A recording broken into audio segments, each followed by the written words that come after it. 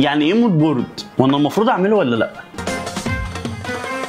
نسى لابساني سنان وتمرجي خد بنصيحتي تدور واجري. نسى لابساني سنان وتمرجي خد بنصيحتي تدور واجري. بص يا صاحبي، من الاخر المود بورد دي هو PDF بيريح دماغك من جنان الكلاينت. يعني ايه؟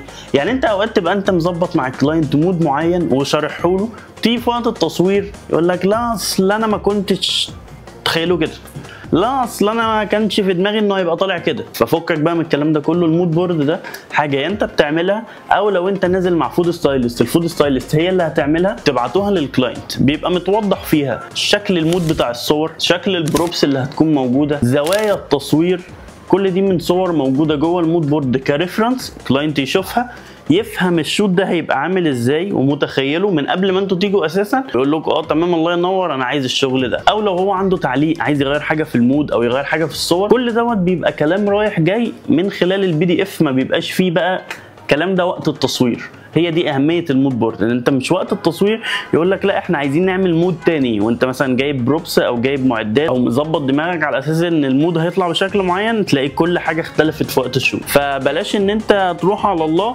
لان الكلاينت بيهبوا كده اوقات ويبوظوا الدنيا، يبقى هو مش عارف هو عايز ايه ومتخيل حاجه، ويجي في وقت التصوير يقول لك لا مش عاجبني اللي انا متخيله. فمش ناقص، مش ناقص.